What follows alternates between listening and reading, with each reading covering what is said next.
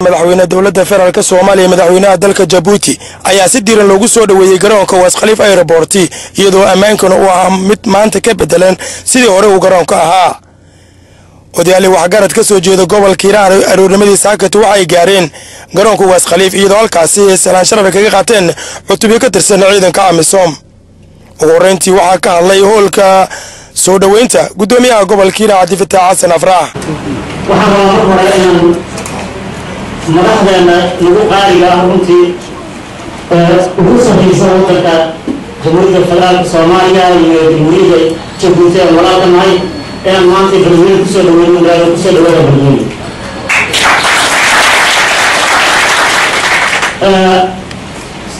madaxweynaha mudanayaal wasiiro iyo dhammaan dadka martishaada Hiiraan gobolka Hiiraan wuxuu la qabaa dhibaatada ummadda Soomaaliyeed guud ahaan laakiin Soomaaliya oo gabiya u dhawaaday gob la ciifto waa la arki jiray guuliso wali maanta Soomaaliya anaga ayaan la ciifnay dad go'aanay marka gobta haday la ciifto marbay ka baxaysan waa dhawaa markaan ka bixi lahaynay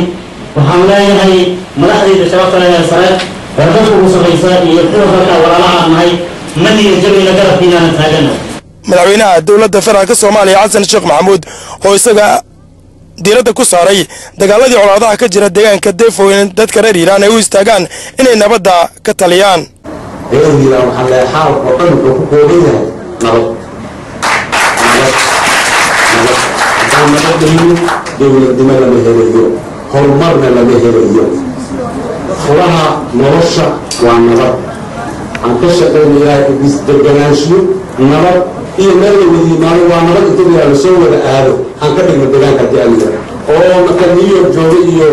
Brussels jooga iyo Nairobi jooga iyo Djibouti walba oo soo hadiyo u yiraahdo alla ilaahay meeshii deganaansho nabad ka jirtay dadee oo la isku diro ana inta isku ka furay ana inta xeerka badan iyo nabadda waxa soo dhan wadato furahaas nabadda yaa waxa soo dhan furay haddii aanu nabad helin isbitaal iyo iskool iyo maxaa caafimaad iyo biyo iyo dawladnimo iyo wax la helayo ka dambeeyo jiraan aad iyo aad ayaan idinku mahadcelinayaa intaas waa garataan waan rajaynayaa in aad la soo degdegi doontaan in nabadaasi ay timaado dowladda federaalkana mar walba ood ku tashanaysan waan idin garab taagan tahay aan idiin rajaynayaa guud iyo wanaag waxaan rabaa walaalkay madaxweyne Ismaaciil Cumar Geyle inaan markaan kusoo dhaweeyo sida uu kalmadaha ku aqoonsan inuu halkaan idinka yidhaahdo madaxweynaha dowladda Djibouti Ismaaciil Cumar Geyle oo lagu soo dhaweeyay codbaahiya ayaa sidoo kale waxa uu taageeray hadalka madaxweynaha dowladda federaalka Soomaaliya Xasan Sheekh Maxamuud ee ku aadan deegaanka iyo colaadaha ka jira deegaanka ka tirsan gobolka Hiiraan isagoo madaxweynaha dalka Djibouti Ismaaciil Cumar Geyle uu ballanqaaday qarashkaadka iyo dib-u-dhiska deegaankaasi Defo inuu isaga bixinayo sida aad loo soo dhaweyseen sharafta iyo maamuuska leh niyadsamina aad nagu soo dhaweyseen aado iyo hidda aad u leedihiin inaan hortaba mahad ka soo celiyo ayaan doona waxa aad tagteen nabad la-aantan kale ee dhexdiina ka imanaysaay warkana soo gaarayay aad buu fara annagana wana dhaweysa aniga shaksiyan aad baan uga dhaawacnay madaxweynuna imika in badan buu ku celceliyay markii afraad ee nimideen weeyaan buu leeyahay fariintaa uu naansiyo haddana bibar islaan aan ku dhacay waa maxay dee cadaawaha intaa leekee ummadda yani walaalaha ee meel ku wada noolay ajyaal iyo ajyaal iyo ajyaal ku noola maxaa keenay inay diidaadiyaan maxaa keenay inay nin walaalkooda oo islaan oo Soomaaliya inay rasaas ama codkayga ku kordhinaya maantana martibaan idin ahay martina waxay doonto waa la siiya annaga la siiya nabadda maanta